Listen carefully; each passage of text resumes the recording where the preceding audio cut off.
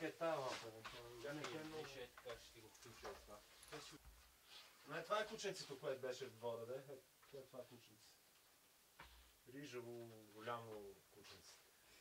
Много симпатично, между другото. Така, но прилича на Людмила Живкова. Това, между другото, самаса би трябвало да самаса там. Да, е много добро. Това е най-доброто, иначе няма много тъмно.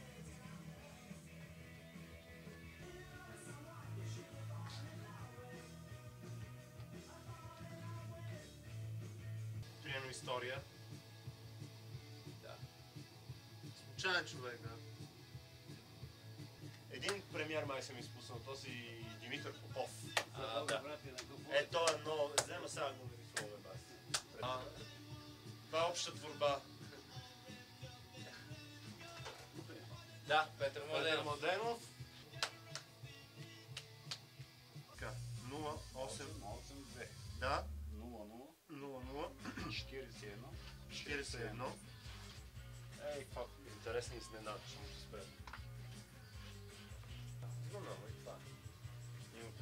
Много се подробира.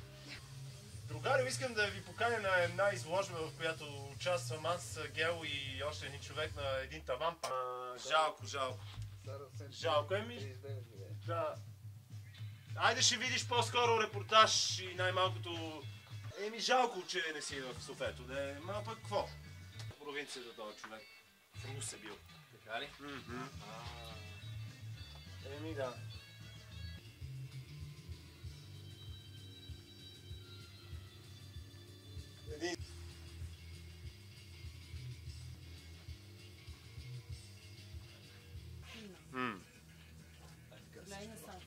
Какво ще кажеш?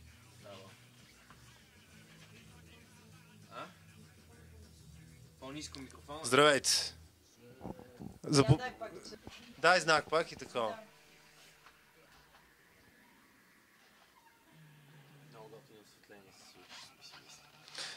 Здравейте! Имам удоволствие да ви представя изложбата Punk and Draw. Аз съм един от участниците. Това е организаторът Георги Колев. Здравейте! Зад цялата идея стои един фундаментален факт, че човек си прави рисунчици, после ги слага по някакви папки, забравя ги, но всъщност и не ги забравя, след което ги изважда и ги показва.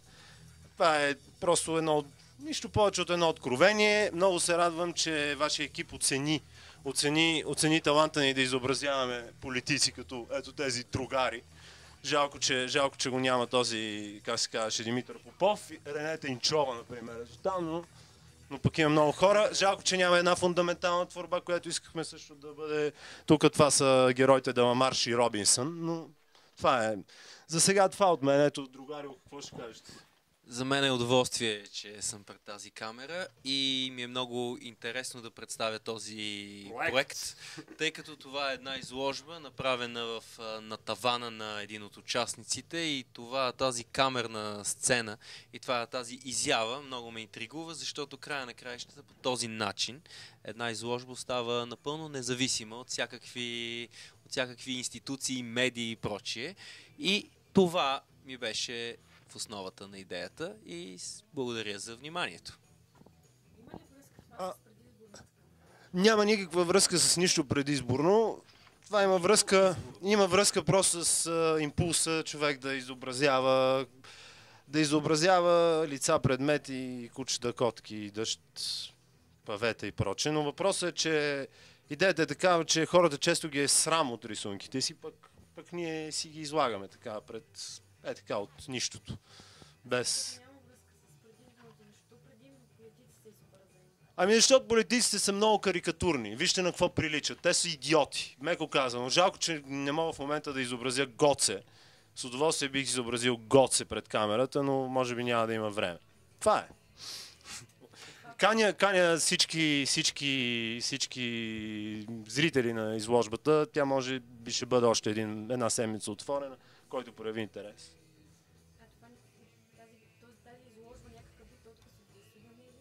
Не. Напротив, това е заявка за гласуване на недоверие. Кажи нещо, не знам. Кажи, попитай нещо, наистина е интересно. Планувате ли в бъдеще подобни изяви? Естествено, че плануваме. Ние се занимаваме с подобни дела почти ежедневно и въпреки това, че тези рисунки много често се загубват, остават по разни шкафове и папки, те така или инак някои се намират и ни създават удоволствие от цялата тая работа. Колко обикновено една идея, за да нарисуваш подобна И всъщност вечер? не, няма никаква закономерност. Всъщност това е един ритуал. На това вместо да се четат вестници и да се гледат други рисунки, е по-скоро младите хора да се занимават с една креативност, както казват в момента. Точно така, аз искам също така да насърча именно младите хора, въобще не се занимават с глупости, ами каквото им се прави да го правят, без да се съобразяват с някакви техни често преподаватели, които ги сковават в някакви безсмислици. Това е. Влизаме просто така да се каже с гръм и трясък и така да се надяваме да правим още много изложби и така. Мерси.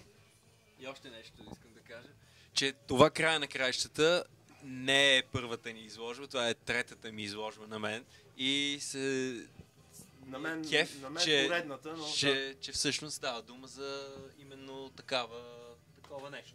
Едно свободно творчество.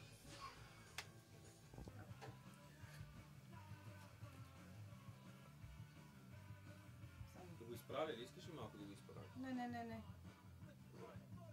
Чакай сега пак, че...